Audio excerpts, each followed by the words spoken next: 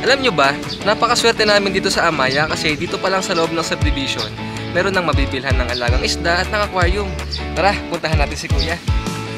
So nandito tayo ngayon sa Block 25, Lot 11 ng Amaya Escapes Cabuyao, kung saan makikita natin ang LA and Arthur Aquatic Shop. Ayan, so kasama natin ngayon si Jeric. Naghanap po ng mura at quality na isda. Pumunta lang po kayo dito sa Amaya Escape. Hanapin nyo lang po ang LA and Arthur Aquatic Shop na Block 25, Lot 11, Phase 1. Dito nyo makikita ang murang isda at murang accessories. Sino pang inaantay nyo? Tara na po. Ayan, pinakita na nga sa atin ni Jeric lahat ng kanyang mga available na isda. Meron siyang Neon Tetra na tig 50 pesos, Raminos Tetra naman na tig 45, at meron din siyang Low Tetra na 20 pesos each. Pagdating naman dito sa mga danyos, 15 pesos each din yung mga yan. Meron siyang purple, blue, yellow at pink. Pero itong green long fin danyos, 30 pesos each ang bigay niya dyan. Meron din siyang yung tigpa 5 pesos na kung tawagin ay Shinbunkin feeders. At kung gusto niyo naman ng goldfish, meron siyang iba't ibang klase. Merong Blackmore na 3 for 100, Oranda na 70 pesos, Ranchu na 120, Red Cup 80, at yung mga maliliit na cute na pingpong 65. Meron din naman siyang koi fish na tig 45 at yung tinatawag namang butterfly koi nasa 150. Dako naman tayo dun sa mga kakaibang fish. Meron siyang needlefish na tigo 100. Meron din siyang albino beacher na 3 to 4 inches long, 350 pesos. Red rose tail guppy na 100 ang trio. Tiger Oscar fry na 100. Lalaki pa yan. At kapag ka naman yung malaking red tiger Oscar, nasa 450 na ang isa.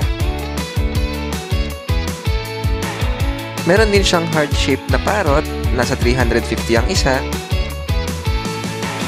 At meron din siyang albino red paku na 650.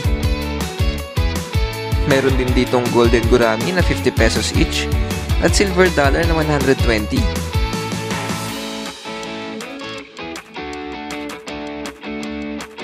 Sa angelfish naman, 50 pesos ang isa.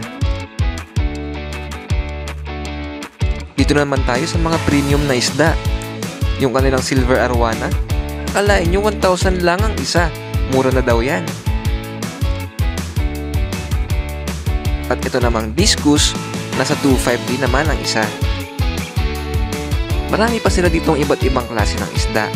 Pwede nyo silang bisitahin dito sa Amaya Escapes Cabuyao para makapili kayo. At ito nga pala yung Facebook page nila. At dito lang yan sa Amaya Escapes Cabuyao, Barangay Sala, Cabuyao City, Laguna. So anong tips mo para dumami yung isda namin sa aquarium? Magpakabait ka lang, isama mo, asawa mo, paglabas nyo na shop namin, may isda ka ng bago. Ano pang inaantay mo? Tara na! Ganun lang pala yun. Sige nga, tingnan natin mamaya kung mabubudol tayo ni Jeric at madagdagan yung mga isda namin sa bahay.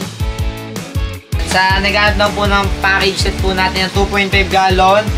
Ito po sa mga nag-uumpisa, nag-add ng mura 850 pesos lang po. Meron na yung complete package ng aerator, sponge filter, tsaka aquacare. May fish net na rin pong kasama. At 10 pieces fish, gaya ng Glow Tetra, tsaka Danyos.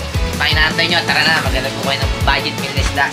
Ano yung kasama nung bundle mo, Kuya? Sir, ang kasama na po ng bundle natin ni Glow Tetra, Goldfish, Danyos. Ayun po mga kasama niya. Kung sa Danyos naman po, 4 pieces. Sa Glow Tetra, 3 pieces. Sa Goldfish nga, kung puro Goldfish, 3 pieces lang po. Dito sa LA and Arthur Aquatic Shop, napakadali lang magsimula ng sarili mong aquarium. Kaya mukhang mapapabili tayo nito ah. Kaya yan guys, napabili tuloy tayo ng betta fish. Nabudol natin si Sir na betta fish. Nakasipat sila sa apoy. Kaya talagang dadalhin mo lang talaga yung asawa mo dito. Magpakabait ka lang at ayan, dadami ang isda mo. At mukhang totoo nga ano, basta magpakabait ka lang, talagang dadami ang isda mo. So ano pang inaantay mo? Magpakabait ka na rin gaya ko. Wow!